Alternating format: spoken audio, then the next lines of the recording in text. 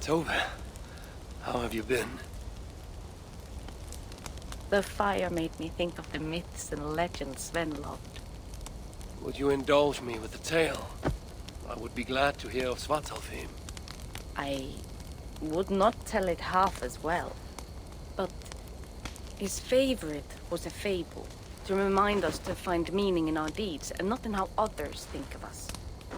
Svartalfheim was not short of legendary dwarven blacksmiths. Everyone has heard of Ivaldi, Brucker, and Sindri. But this tale is of a stonemason.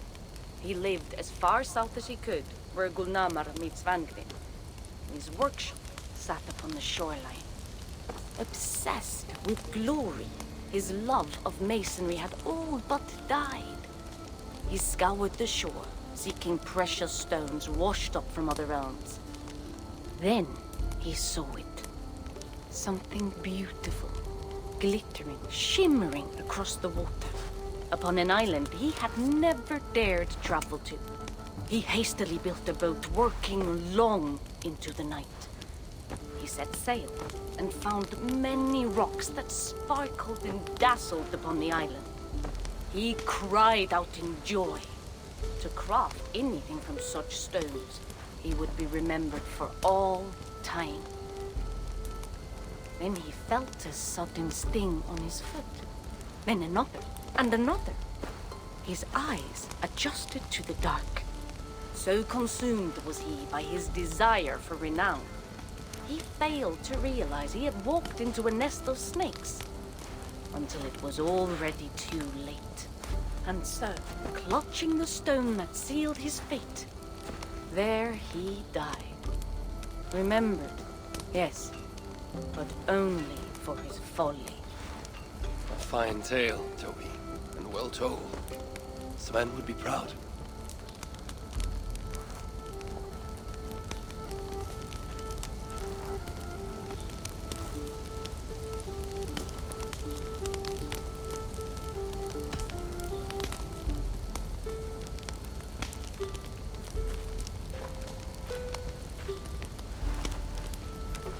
Are you and Bridget well?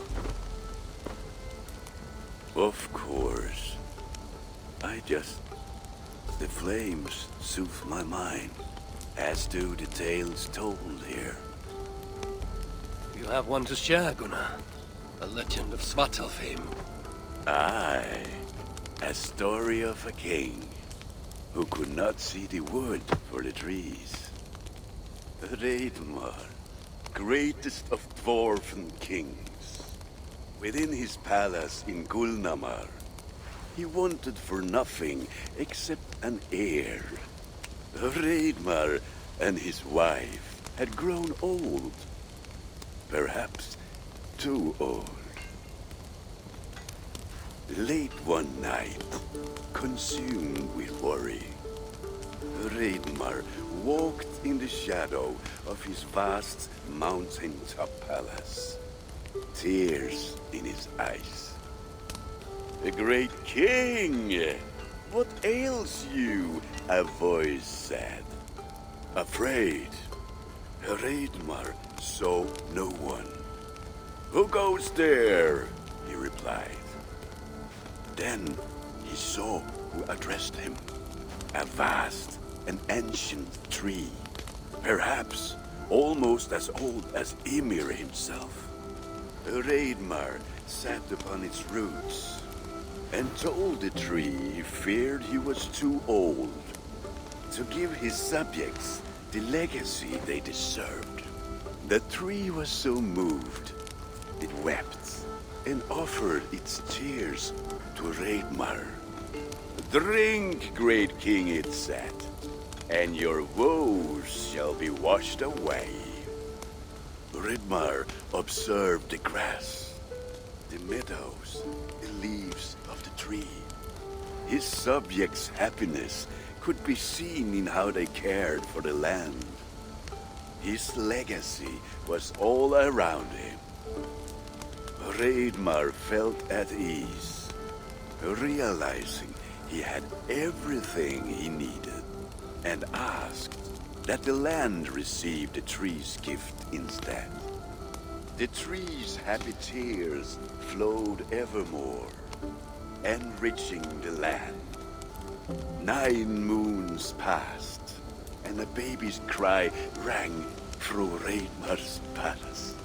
Long would dwarves place gifts in the weeping tree's roots, in memory of Reidmar and his kindness that shaped all he touched. All things happen when they should, old friend. I hope so.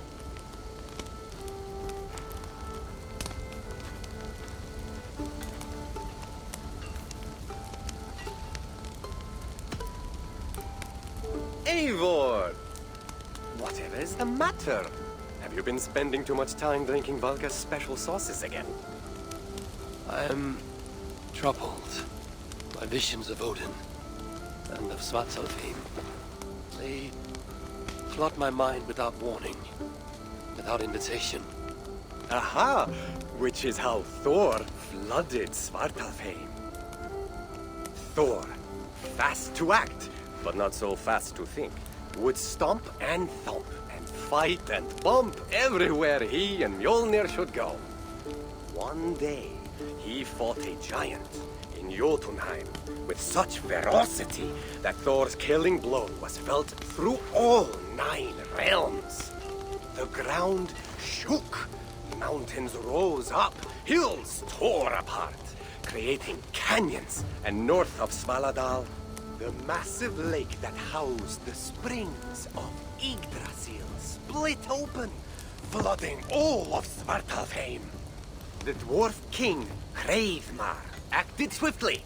He built 3 mighty dams, preventing further damage to his realm, working alongside his beloved subjects. So surprised was one builder to see the great king working as an equal that he slipped, tumbling into the raging waters below. Without hesitation, Hreidmar leapt, once from his horse and again from the center of the dam's lip, diving into the frightful torrent. Before the builder could even cry for help, Hreidmar was pulling him onto dry land. And so 2 giant statues were built to honor the king, one for each leap of unthinking bravery, and stood until the end of days. Until Ragnarok. Aye! So you see, actions ripple outward, like a stone falling into a lake. Or like Thor crushing a Jotun skull with Mjolnir. Affecting everything, whether foretold or unknown. I fear my tale has only worsened your concerns. No, a good story is a log that feeds a mind's flame. Thank you, friend.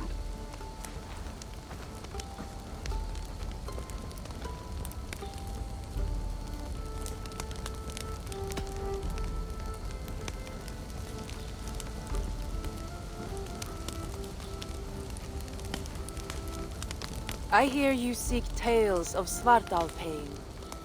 You are not alone in your glimpses of the Aesir. You have seen them too. No. Only the power the visions hold, and their effect on those once held dear. You speak of Sigurd. Do you want my tale or not? There was a dwarven miner who cared only for his work. Mining was all he knew, all he wanted to know, and all he would ever know. One day, he heard a strange noise. All his long life working in the northern mines of Vangrim, he had never known a boulder to squeak. He ignored it at first, but as the hours passed, the squeaking continued relentlessly. When the miner could take no more, he split the boulder apart with his pick, and then he saw a squirrel. Until now, pinned by the boulder, afraid and tired, the freed squirrel climbed into the miner's long beard and slept for 3 days.